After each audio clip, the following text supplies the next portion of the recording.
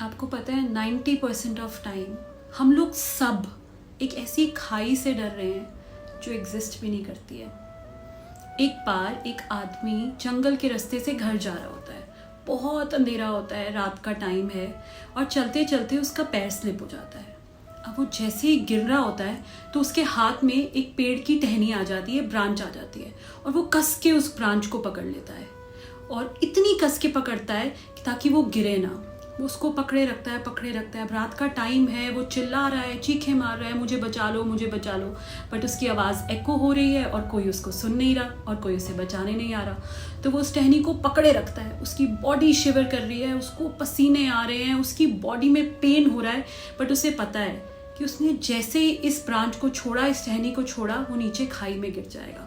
तो वो अपनी बॉडी में जितनी जान बची है वो लगा के उसको पकड़ के बैठा रहा। पूरी रात निकाल दी उसने।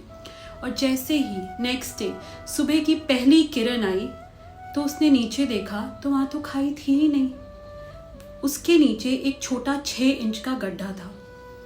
उसने पूरी रात अननेसेसरली उस टहनी को पकड़े रखा, सिर्फ इस डर से कि अगर उसने छोड़ दिया तो वो नीचे गिर जाएगा। आपको पता है, मैंने ये स्टोरी ओशो की बुक फेयर में पढ़ी थी और इस स्टोरी ने मेरी लाइफ चेंज की थी।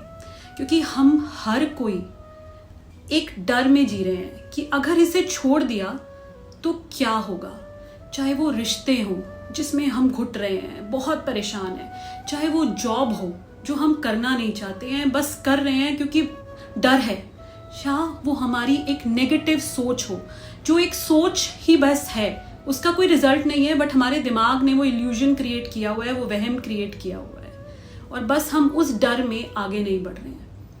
और 90% ऑफ द टाइम वो खाई है ही नहीं, वो सिर्फ गड्ढा है। सो ये आपका रिमाइंडर है कि उस टहनी को, उस ब्रांच को छोड़ दीजिए, उस डर को छोड़ दीजिए। और मुझे कमेंट्स में बताइए कि आपको किस डर ने रोका हुआ है, वो कौन सी ब्रांच है जिसको आपने पकड़ा हुआ है।